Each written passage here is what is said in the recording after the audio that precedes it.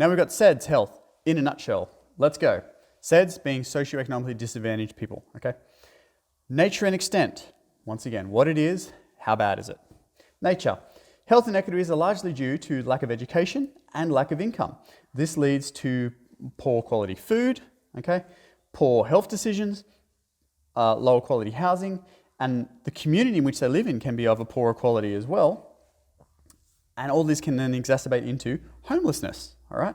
Obviously, you know that if you're homeless, then pretty much your health isn't going to be as good as someone who has a nice comfy home and a nice environment and a nice community with nice food and a nice roof. Extent. You'll notice the extent of these things are pretty much identical to average Torres Strait Islander people, so I've just changed one. I've changed the diabetes ones for respiratory disease. So we've got lower life expectancy, higher respiratory disease and lung cancers, higher infant mortality, higher chronic illnesses. For the same reasons of average Torres Strait Islander people, okay? Based off where you live, your education and your income, okay? Which are the determinants, which we're going to go through now. Socioeconomic determinants. Lower income due to lack of high-paying jobs impacts the ability to engage health services and protective behaviours due to lower education levels. So it all ties in together. Not completing high school or not attending a TAFE university greatly restricts qualifications for better paying careers and also results in greater risk behaviours from lack of knowledge. Pretty much identical carbon copy from average Torres Strait Islander peoples. So if you just remember this once, then you can apply it to either. Socioculturally. Children who stay home to care for their families and younger siblings have restricted education outcomes. Families who model poor health behaviours, smoking, poor diet, alcohol, other substances, etc., inadvertently influence their children to do the same as they see this as normal. Once again, carbon copy. Remember this stuff. Environmental. Geographic location due to higher rates living rurally. Okay, so slightly different from average Torres Strait Islander peoples, but still the same because it is cheaper to live rurally than it is close to the coastline. Hence why SEDs, more of them live further out west. And I don't mean west as in like Burke and Broke and what else is out there? Cobar, good old Cobar. But just simply like, you know, in a very basic concept, Windale as opposed to Redhead, you know? It's more west, it's cheaper. I'm not saying there's anything bad with Windale, I'm just moving on. Access to health, where was I? Families who model poor health, oh yeah, I just did that, okay. Okay, so back to geographical location. Geographical location due to high rates of living rurally limits access to primary health services, which may restrict treatment or detection until later stages, okay? So this time applying it to SEDs, we know they have higher rates of lung cancer because more of them smoke, okay? So therefore, when they start having breathing problems, instead of just ducking up to the GP because it's literally 5 minutes up the road and getting an appointment and getting their lungs checked and be like, oh my gosh, we need to make some change because you've got emphysema, which is about to turn into lung cancer. They like put it off and off and off because going to see the doctor, there may just be one doctor in the local town and the wait list for that one doctor in the local town is like 5 weeks. And in 5 weeks, if they continue to chain smoke a pack a day, well, guess what? Their health's just...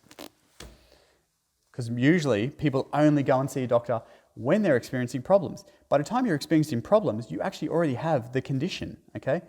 The idea about regular GP checkups is that you go to the doctor when you don't have problems. If you go to the doctor when you don't have problems, say, hey, I'm just here for my checkup. There's nothing wrong with me. Could you please make sure that there's nothing developing in my body so that I think what's going on in my body is true? And then they do blood tests and they do screens and like, yep, there's nothing wrong with you. Great, okay? You may have higher blood pressure, okay, before you have a heart attack. Actually, you will always have higher blood pressure before you have a heart attack, for example. The doctor can tell you your blood pressure, and then if it's really high, and then they get you to do a take-home monitor test, and you like get blood pressure readings. I think it's like, what do they do? Every 2 or 3 hours over a 24-hour period. If it's routinely high all the time, well, guess what? They can put you on blood pressure lowering medication, which therefore will stop you having a heart attack, which therefore will stop you dying. Amazing. Wow. I'm being so facetious. I'm sorry. Sage hasn't been sleeping well, so I'm not as fresh as I usually am. Access to health facilities due to location means less support is available for concerns such as mental health or childbirth. Location also restricts available employment opportunity, impacting on socioeconomic determinants. So you can see for most of the determinants, pretty much the same as average Torres Strait Islander peoples, okay? Just remember the same things. Roles of the government, community and individuals. Governments providing Centrelink payments for families who are actively seeking employment, called the job seeker payment. Okay, so that's really good. So the government is saying we will give you basically a minimum wage, okay, to support your family, to buy food, clothing, shelter, etc. Not to go and gamble, not to go and buy alcohol and smokes, even though a lot of people do, which is bad. And then there was actually like an argument as to whether the job seeker payment should be like vouchers for Woolworths instead. Anyway, moving on. But it's means tested in the fact that they have to actually show to Centrelink that they have actively applied for jobs. Like, I really like this because it's encouraging good behaviours. It's encouraging them to empower themselves by getting their own job and employment. But while they're struggling to meet that, here's some money to support your family. Like, that's nice, okay? It's not just like a freebie handed out to anybody. They also get support via Medicare for bulk billing, access to health services and hospitals, okay? And sometimes there are long wait lists with that, but at least they still get the care, okay? Through taxpayers' money. Immunisations are free, child support to encourage workplace, etc., okay? So there's lots of things the government is doing to actively help socioeconomically disadvantaged people get employment, okay? All of these things are tied to them working more, because if they work more, then they have more income, and if you have more income, guess what? You're no longer a SED. You're just like the rest of us Australians, still socioeconomically disadvantaged.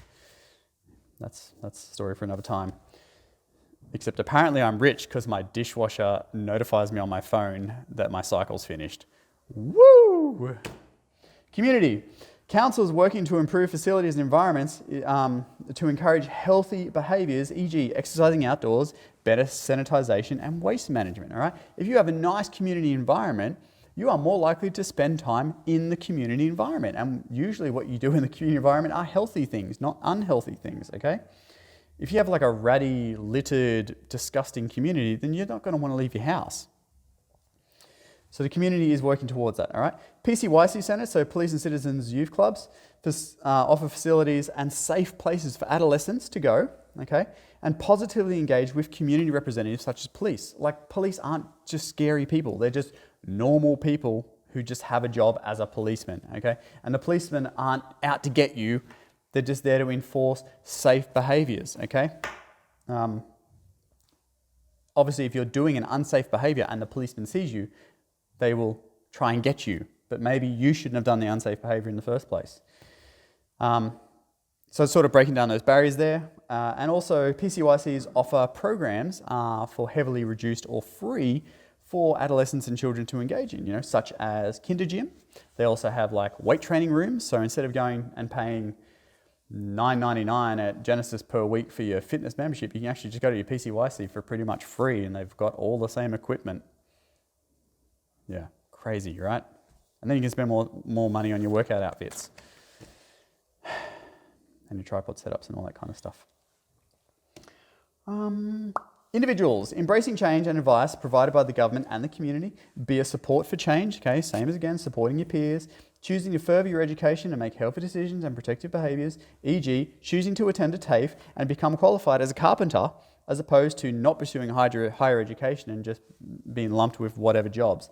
And a lot of time, if you don't have qualifications and you just lumped with whatever jobs, and someone comes along and says, hey, do you want to sell this substance for me because you don't have a job and I'll give you $1,000? And they're like, yeah, I can do that.